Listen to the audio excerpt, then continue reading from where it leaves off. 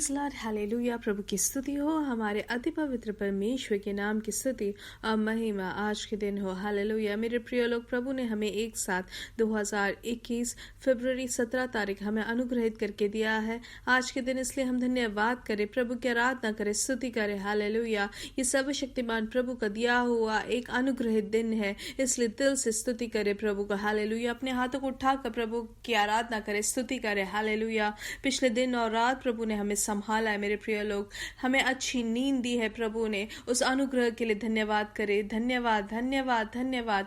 आज अनुग्रह से, आज कृपा से प्रभु ने हमें आरोग्य और पूर्ण सेहत के साथ हमें जगाया है, इसलिए हम धन्यवाद करें। हालेलुया। ये आवाज सुनने वाले हर एक जन साथ में प्रभु की आराधना करे, स्तुति करे, प्रभु की उस कृपा के लिए, उनकी करुणा के लिए धन्यवाद करे। हालेलुया। जैसे संगीतकार कहता है कि उनके हर एक उपकार को हम याद करके प्रभु की स्तुति करें। हम भी याद करें हर दिन हर समय कैसे हमें हाथ पकड़ के प्रभु हमें आगे चला रहे हैं, इसलिए हम साथ में प्रभु की आराधना करते हैं। प्रभु, हम धन्यवाद करते हैं, आपने हमें अब तक संभाला, आपने हमें संभाला, आपने हमें सराया, उसके लिए हम धन्यवाद करते हैं। हालेलुया। आज के दिन आप अद्भुत तरीके से हमें चलाने वाले हैं, जयवंत चलाने वाले, उसके लिए धन्यवाद। आप विश्वास योग्य प्रभु है। हालेलुया। आप करुणा और कृपालु प्रभु है, उसके लिए धन्यवाद। हालेलुया। आप सर्वशक्तिमान प्रभु है, उसके लिए धन्यवाद। आप हमें स्थापित करते हैं, उसके लिए धन्यवाद। आप हमें बल देने वाले प्रभु है, उसके लिए धन्यवाद। हालेलुया।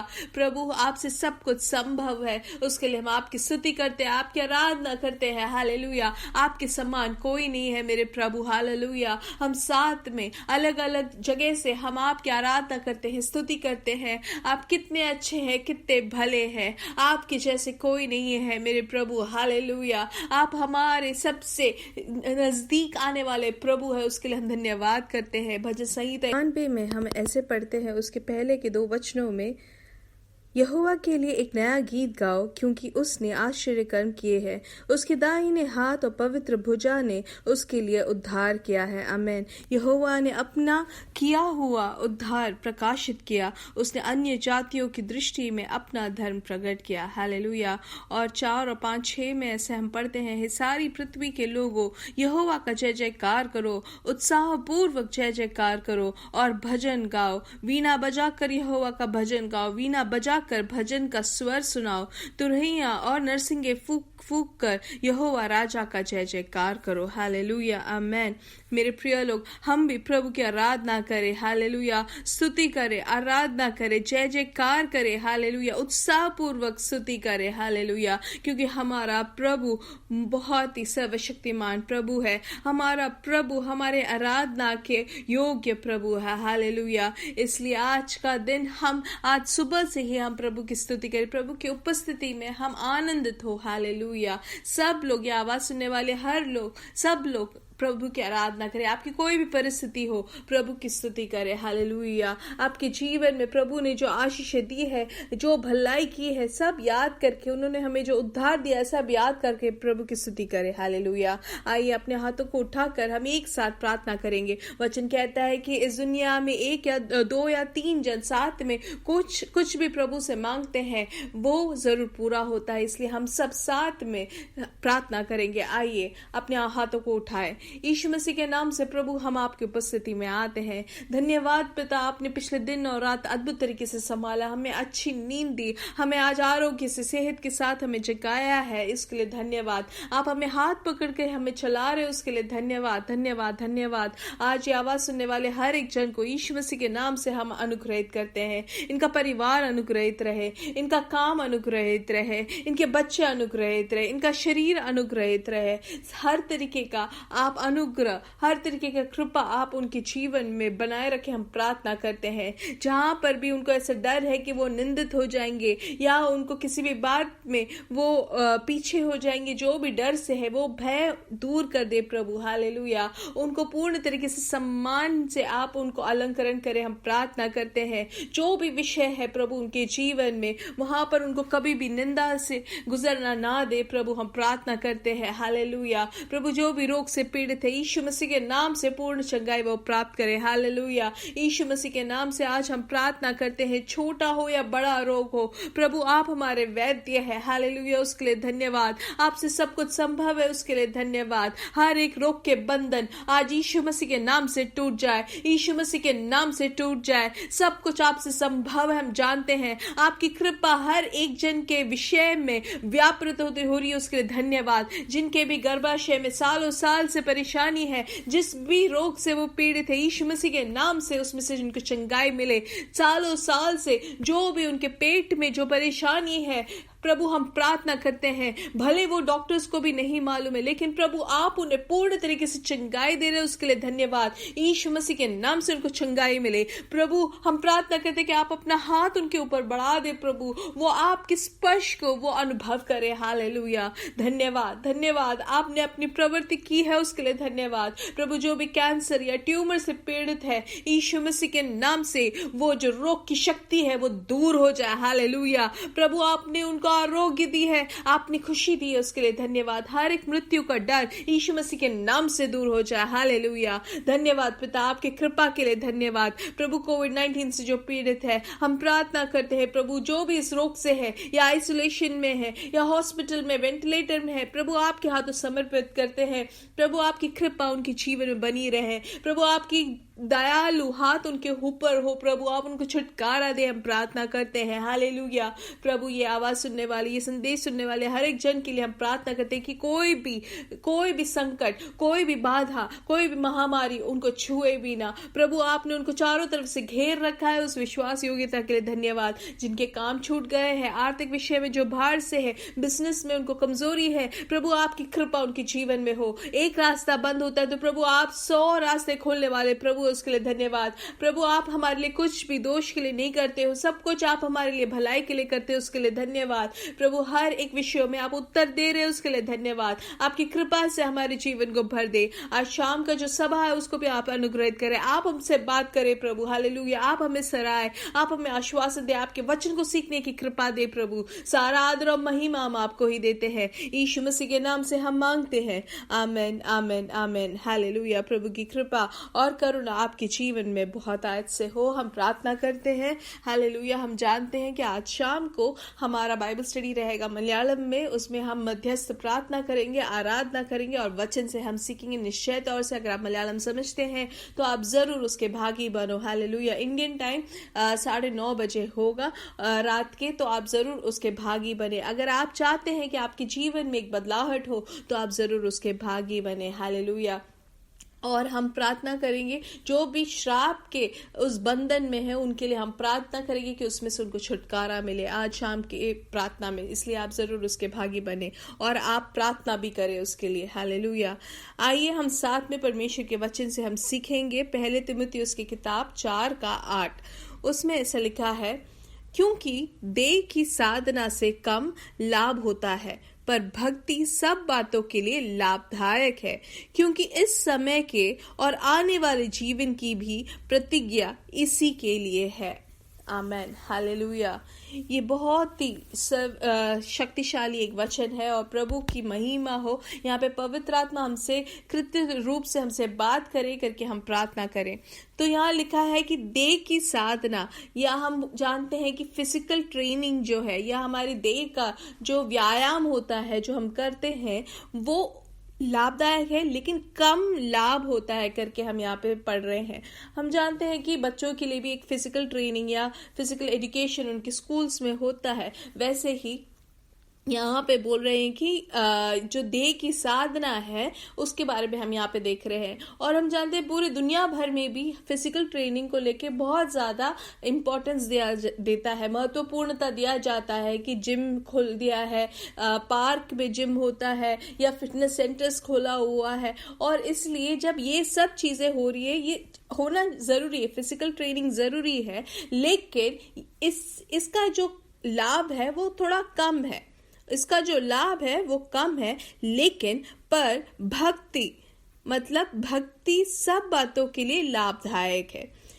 हम देखते हैं कि शरीर का जो अभ्यास है वो कम लाभदायक है, लेकिन जो भक्ति या आत्मिक अभ्यास जो है वो सब चीजों में, सब बातों के लिए लाभदायक है। हालेलुया। हर चीज में लाभदायक है करके हम यहाँ पे सीख रहे हैं। मतलब जो हमारा आत्मिक व्यायाम जो है या आत्मिक अभ्यास जब हम करते हैं तो वो हमारे जो देह की साधना है उसके लिए भी वहां पर लाभदायक होता है। लेकिन जो हमारा जो देह की जो साधना या देह का जो अभ्यास है वो हमारे आत्मिक जीवन के लिए लाभदायक ना हो कभी कभी। इसलिए मेरे प्रिय लोग, एक चीज हमेशा समझना है कि परमेश्वर के वचन को सीखना सबसे बड़ा आशीष है। हालेलुया। आत्मिक जीवन में बढ़ना वो हमारे लिए सबसे लाभदायक है। यहाँ पे वचन में हमें प्रभु ने एक वादा दिया है, प्रतिज्ञा दी है, जीवन की प्रतिज्ञा दी है कि इस समय और आने वाले जीवन की जो प्रतिज्ञा है वो इसी के लिए है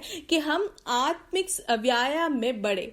इसलिए हम अपने जीवन को, हमारा जो स्पिरिचुअल मैन है या आत्मिक मनुष्य है, उसको हमें ट्रेन करना जरूरी है, उसको अभ्यास करना जरूरी है, उसको व्यायाम देना जरूरी है। जब वो व्यायाम हम करेंगे, हम जब अभ्यास देंगे अपने जो आत्मिक मनुष्य है, तो हमारा जीवन उसके अनुसार अनुग्रहित होता जाता है, क्योंकि हमारा बंधन परमेश्वर से और मजबूत होता जाता है। तो पवित्र आत्मा है हमारे जो फिजिकल ट्रेनर है करके हम सीख सकते हैं। अगर पवित्र आत्मा हमें अगुवाई देते, पवित्र आत्मा को मानकर, उनकी आज्ञाओं को मानकर हम जीते हैं, तो हमारा जो आत्मिक जीवन है वो उस आदत में चली जाती है। परमेश्वर के उस आज्ञा को मानकर हम जीते हैं तो परमेश्वर की इच्छा के अनुसार हम जीते हैं मेरे प्रिय लोग।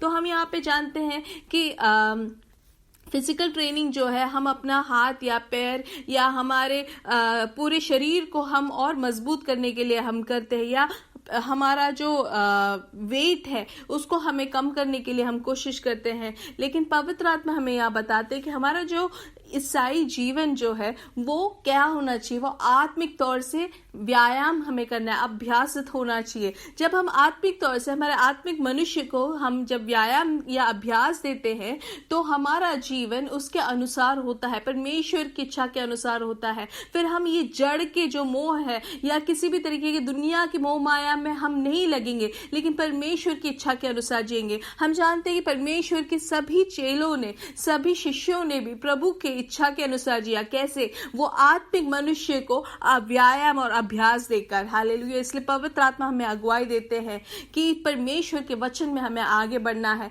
क्योंकि काफी लोग हैं जैसे कि सब लोग परमेश्वर के वचन को जब हम पढ़ते हैं तो वो समझ नहीं पाते हैं, क्योंकि वो आत्मिक तौर से वो आगे नहीं बढ़े हैं, व्यायाम या अभ्यास नहीं है। इसलिए हम थोड़ा थोड़ा वचन जब सीखते हैं, भले वो हमें पहली बार में वो हम उसको अपना ना पाए या स्वीकार ना कर पाए, तो भी हम उसको माने, आज्ञा को माने, परमेश्वर के वचन में जो लिखा है उसको मानना सीखे, पवित्र आत्मा की जो अगुवाई उसको मानने। जब हम मानते जाएंगे तो वो हमारे आदत में आ जाएगी, फिर हमारे लिए वो आसान हो जाएगा। जैसे कि परमेश्वर का वचन हमें बताता है कि जो हमसे घृणा करते हैं उनसे हमें प्यार करना है, जो हमसे बुराई करता है उनको हमें माफ कर देना है। ये सब चीजें पहली बार हम जब सुनते हैं परमेश्वर के वचन से तो हमें वो थोड़ा परेशानी होगा या हम उसको स्वीकार नहीं कर पाते हैं, लेकिन वचन में कहा है, पवित्र आत्मा हमें अगुवाई दे रहे हैं तो जरूर हम उसको माने।